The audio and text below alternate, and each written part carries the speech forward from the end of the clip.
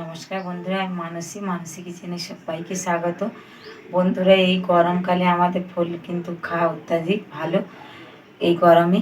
তো দুপুরে বন্ধুরা একটু ঠান্ডা ঠান্ডা যদি আঙুরের মশলা শরবত হয় তো খেতেও কিন্তু দুর্দান্ত লাগে ভাত খাওয়ার পরে। তো দেখুন, এখানে আমি আঙুর নিয়েছি। ছেলে মেয়েদেরকেও কিন্তু এইভাবে বানিয়ে খাওয়াবেন, খেতে খুব দুর্দান্ত লাগে। যারা আবার আঙুর খান না তারা তো আরোই এইভাবে বানালে খেয়ে নেবে। তো আমি কিভাবে বানাই আপনারা পুরো ভিডিওটা প্লিজ দেখতে থাকুন। এখন আমি গ্যাস ধরিয়ে নিচ্ছি, বসিয়ে দিয়েছি। আর আঙুরের মশলা শরবত বানানোর জন্য দিয়ে দেবো 1 টুকরো দারুচিনি, 2টো দিয়ে দিচ্ছি এলাচ, আর কয়েকটা গোলমরিচ আর 2টো লবঙ্গ দিয়ে দিলাম। এবার শুকনো খোলায় ভালো করে ভেজে নেব। শুকনো খোলায় ভালো করে ভেজে নিয়েছি। গ্যাস বন্ধ করে দিচ্ছি, ঠান্ডা করে শিলনোড়ায় বেটে নেব। দেখুন, এখানে একটা ছোট মিক্সি নিয়েছি। আর এখানে দেখুন আমি আঙুরগুলো ধুয়ে পরিষ্কার করে নিয়েছি, পেয়েছি একদমই। এবারে দিয়ে দেব। এবার এতে আমি কিছু জিনিস দিয়ে দিচ্ছি। এখানে কিন্তু আঙুর টক বা মিষ্টি অনুযায়ী চিনি ব্যবহার করবেন। আমি 1 চামচ চিনি দিয়ে দিলাম। আমি 1/2 চামচের মতন লবণ দিয়ে দিচ্ছি, বিট লবণ দিয়ে দিলাম 1/2 চামচ। এবারে ভালো করে মিক্সিতে আমি পেস্ট করে নিয়ে আসছি। দেখুন, একদমই পেস্ট করে নিয়ে চলে এসেছি।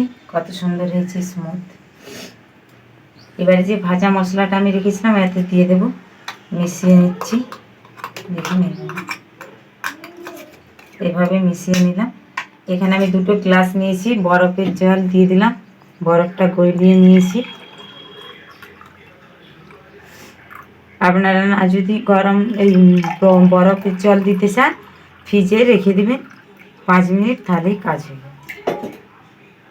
এবারে আঙুরের পেস্টটা দিয়ে দেব, এভাবে দিয়ে দিচ্ছি।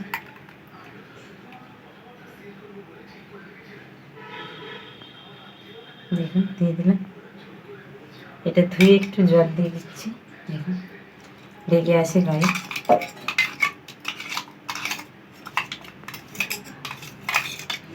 খুব ভালো করে স্মুথ করে পেস্ট করে নেবেন, কোনো ছাকারও দরকার নেই।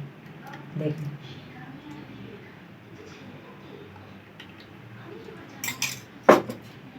দেখুন বন্ধুরা, কত সুন্দর হয়েছে। দেখুন,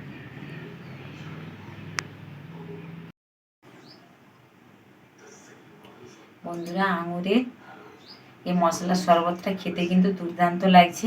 এবার জীবনটা ঠান্ডা হয়ে গেলে তো বন্ধুরা গরমে এইভাবে ছেলে মেয়েদের বা নিজেরা বাড়িতে আত্মীয় স্বজন আসলে এইভাবে বানিয়ে দিবেন, খেয়ে তারা অনেক আপনাদের প্রশংসা করবে। তো আমার এই আঙুরের মশলার শরবত কেমন লাগলো অবশ্যই আপনারা কমেন্টের মাধ্যমে জানাবেন। ভালো লাগলে লাইক শেয়ার করবেন। আপনারা ভালো থাকবেন, সুস্থ থাকবেন, সাবধানে থাকবেন। আবার দেখা হচ্ছে অন্য কোনো রেসিপি নিয়ে। আপনারা সুস্থ থাকবেন, সাবধানে থাকবেন।